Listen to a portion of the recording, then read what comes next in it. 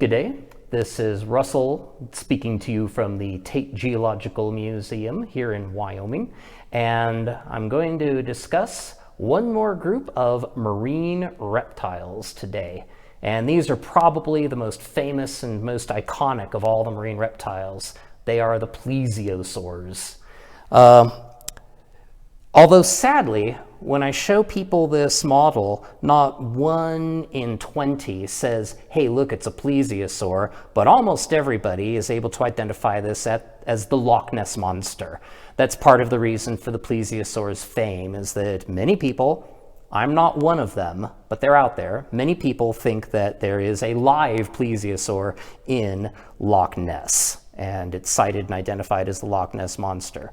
My personal opinion is that it's more likely the result of overactive imaginations and good Scotch whiskey. Nevertheless, they did exist and they were widespread. Their bones have been found in Germany, Kansas, even Australia, and certainly here in Wyoming as well. And they came in a variety of different sizes and shapes. This model is of the largest, or at least the longest, of the plesiosaurs, Elasmosaurus. Trivia fans, it had more bones in its neck than any other animal that's ever lived.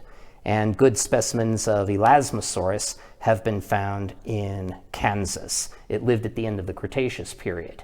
Now here in Wyoming, during the Jurassic, we had a plesiosaur of our own, and it was named after this museum, Tate Nectes. And it was a much more modest creature.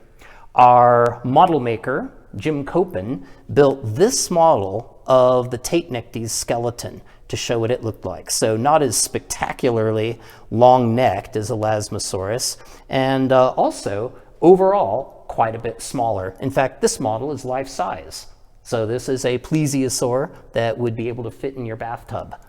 Don't take a bath while he's in there. It had very sharp teeth, but it was certainly not one of the larger species. Now, in addition to the long-necked plesiosaurs like Elasmosaurus, there was a short-necked group called the Pleosaurs. And this is a model of a pliosaur from England called Liopleurodon. And it had a much shorter neck, but it also had a much larger head. In fact, the biggest of the pliosaurs, like Liopleurodon and Plesiosaurus macromerus and Corosaurus from Australia, had the largest skulls of any reptile, living or extinct.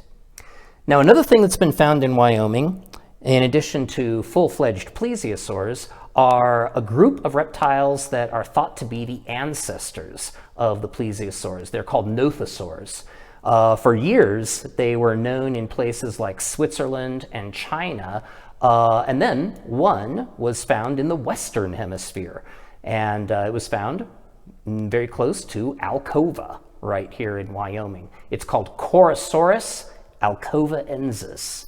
We've got the specimen of a Corosaurus arm embedded in this slab of rock over there. It doesn't look like much, but that is the oldest reptile fossil that's ever been found in Wyoming. So it represents the start of a long and successful dynasty. Other more complete Corosaurus specimens have been found and are currently housed at the University of Wyoming Geology Museum down in Laramie.